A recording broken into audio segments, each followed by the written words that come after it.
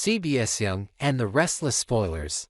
The nightmare began quietly, almost too quietly, as Nick Newman and Sharon struggled to comprehend the reality that their son Noah had vanished into the shadows of a scheme they could not yet see. For parents who had endured more than their fair share of heartbreak, betrayal, and loss, nothing could compare to the sickening dread of knowing their child was in danger but being powerless to save him.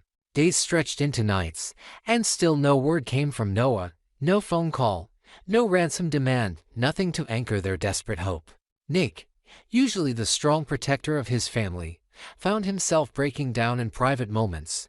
Tears he could not stop streaming down his face as he pleaded into the silence, begging whatever faceless monster had taken his son to at least tell him what they wanted, to give him a chance to barter, to beg, to sacrifice whatever it took to bring Noah home alive. And then, as though fate had delivered a cruel but precious gift, a letter arrived. Nick recognized Noah's handwriting instantly, his heart lurching as he tore the envelope open with trembling hands. The words inside carried the weight of both love and warning, scrawled in hurried strokes that told Nick his son had been aware of the peril closing in on him. Noah, it seemed, had sensed that danger was coming before it fully revealed itself, and he had done the only thing he could: send a letter to his father, praying it would arrive in time. The kidnappers, blinded by their arrogance, had not known of the letter. They had taken Noah, tortured him, and left him to suffer, unaware that his words had already reached home, carrying truths that threatened to expose them all. The contents of that letter were like a blade cutting through the fog of uncertainty. Noah had written about Holden and Claire, the enigmatic couple who had charmed their way into Genoa City's social circle, weaving themselves into lives and businesses with a practiced grace that made them seem both harmless and magnetic. But Noah had seen through the facade. He had pieced together fragments of their deception, connected whispers that others ignored, and realized that Holden and Claire were not merely opportunists, they were predators. A duo of con artists whose schemes stretched deeper than anyone had imagined. They were, in every sense, a fraudulent pair, preying on trust, manipulating affection, and leaving destruction in their wake. In his letter, Noah pleaded with his father to see them for what they truly were, to protect those who had already fallen into their net of lies. Nick's tears stained the paper as he read and reread the words, each sentence a confirmation of his worst fear. His son had been caught in a game much larger than anyone realized. A game that Holden and Claire orchestrated with chilling precision. The fact that Noah had uncovered their secret was almost certainly the reason he had been taken. The kidnappers may not have known the depth of his knowledge, but Holden and Claire could not risk exposure. The letter made clear that Noah had understood this. His final lines, hastily written but resolute, implored his father not to trust appearances, not to be lulled by smiles or reassurances. Claire and Holden, he had written, are not who they pretend to be. Protect the family before it's too late. For Nick, the letter was both a lifeline and a dagger. On one hand, it was proof that Noah was alive when he wrote it, proof that his son had fought to get a message through. On the other, it was evidence that Noah was suffering now, somewhere in the clutches of people who would stop at nothing to keep their secrets buried. Sharon, reading over Nick's shoulder, felt her knees weaken as the words sank in. She, too, knew the cost of deception, of trusting the wrong people, of losing children to forces beyond her control. Memories of Cassie's death, of Faith's struggles, of every moment her family had fractured under the weight of darkness came flooding back. And now Noah, her sweet Noah, was being tortured while holding tightly to a truth that might save them all. The Newman family, already fractured by countless battles with Victor's empire and the endless war with rival dynasties, now faced a new enemy that came not from corporate boardrooms, but from the shadows of deceit. Holden and Claire had played their parts so well that few suspected them, yet Noah had. That knowledge alone marked him as dangerous in their eyes. The thought that their son had been so perceptive, so protective of his family, and yet so vulnerable in the end, broke Nick and Sharon's hearts all over again. As Nick clutched the letter to his chest, his mind raced with questions. Who was holding Noah? Was it Holden and Claire themselves, or had they enlisted others to carry out the dirty work? Were they acting alone, or was there a larger network at play? And most importantly, could he save Noah before the secrets revealed in that letter reached the wrong hands? He knew one thing with certainty. If Holden and Claire discovered that Noah had managed to send the letter, their fury would be merciless, and Noah's life would hang by the thinnest thread. The urgency became suffocating. Nick wanted to storm into the night, to tear apart the city brick by brick until he found his son, but Sharon's steady hand reminded him of the need for caution. They could not alert Holden and Claire that they knew. They could not reveal their hand until they had gathered enough proof, until they had allies strong enough to confront the deception. The letter had to remain hidden, its existence known only to those who could be trusted. But trust was scarce in Genoa City. Every ally had once been a betrayer, every friend a potential foe, and the Newmans had learned through endless heartbreak that secrets destroyed faster than they protected. Still, Nick could not stop crying as he thought of Noah enduring torture in some undisclosed location, all because he had dared to uncover the truth. His father's heart raged at the injustice, at the cruelty, at the helplessness of it all. But beneath the grief, a fire burned. Holden and Claire had made a mistake.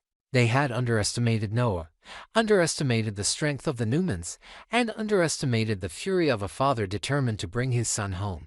The letter was not just a warning, it was a call to arms, a spark that would ignite a war. And in that war, Nick vowed, he would not stop until Holden and Claire were exposed, destroyed, and forced to face the consequences of their lies. As the story unfolded, it was clear that Noah's kidnapping was more than just a crime. It was a crucible, a test of love, loyalty, and resilience. For Nick and Sharon, it meant confronting their own fears and failures while fighting for their son's life. For Noah, it meant enduring unimaginable pain while holding tightly to the truth that could save his family. And for Holden and Claire, it meant that their carefully constructed facade was beginning to crack, their secrets inching closer to the light. In the end, the letter would be the turning point, the piece of evidence that shifted the balance of power. And though tears blurred his vision, Nick knew that his son had given him a gift greater than any ransom demand, the knowledge of the enemy and the strength to fight back. The letter bore a chilling title written in Noah Newman's unsteady hand, the words scrawled across the top as both a plea and a command, "Stay away from Claire and Holden." That headline alone was enough to make Nick Newman's chest tighten with fear and urgency. Because it told him plainly that his son had not only recognized the truth about the dangerous duel but had risked everything to ensure that others were warned. Inside the letter, Noah's voice came through in raw strokes of ink, outlining the crimes Holden and Claire had committed, exposing the schemes that lay hidden beneath their carefully cultivated image, and naming the victims who were already ensnared in their net of lies. The instructions were clear. This letter was not only for Nick, but it had to reach Carl Abbott and the Abbott family, for they were next in line to be targeted, manipulated, and destroyed. Noah knew that if anyone deserved to see the truth, it was the Abbotts, whose trust was already hanging by threads after years of betrayals and shifting alliances. Nick's heart warred with itself as he reread those words. He was not a man who bore grudges lightly, nor was he one to stand idly by while others suffered. The Newmans and the Abbotts had collided, clashed, and competed for as long as he could remember, yet rivalry was not the same as malice. Nick understood that the letter was not just about saving his own family, it was about saving Carl and the Abbotts from falling prey to the same deception that had nearly cost Noah his life. Despite his pain, despite his tears, he resolved to honor Noah's intent. He would see the letter delivered, and in doing so, he would save Kyle even if it meant strengthening the Abbott side against his own. For Nick, this was not about corporate wars or family feuds. This was about life, safety, and truth. But danger surrounded the letter like a storm cloud. For Victor Newman, always the strategist, the letter was not a warning but a weapon. If it fell into his hands, he would not rush to deliver it to the Abbotts. He would hide it, guard it, and watch as Claire revealed her true hand. Victor understood enemies better than most. Patience was his weapon, silence his ally. He believed that Claire would make her move sooner or later, and when she did, he wanted to be ready to strike, armed with knowledge no one else possessed. To him, the letter was not simply about saving Noah or protecting the Abbotts. It was a lever, a tool in the endless chess match that defined his life. Yet that cold calculation ignored one truth: Victor himself was in Claire's sights. Claire's patience was terrifying because it meant she was in complete control of herself and her plan. She had every opportunity to strike, to eliminate Victor and claim yet another victory, but she was waiting. Why? Because killing Victor Newman was not merely an act of violence, it was a statement, a move that had to be made at the perfect time. For now, she let him live, watching him from the shadows, allowing him to believe that he was the hunter when, in truth, he was prey. Claire was capable of murder, more than capable, but she thrived on timing, on precision. And she knew that striking too soon would rob her of the satisfaction of watching the Newman patriarch twist in the wind. The dynamics had become explosive. Noah, tortured but defiant, had set into motion a chain of events with his letter.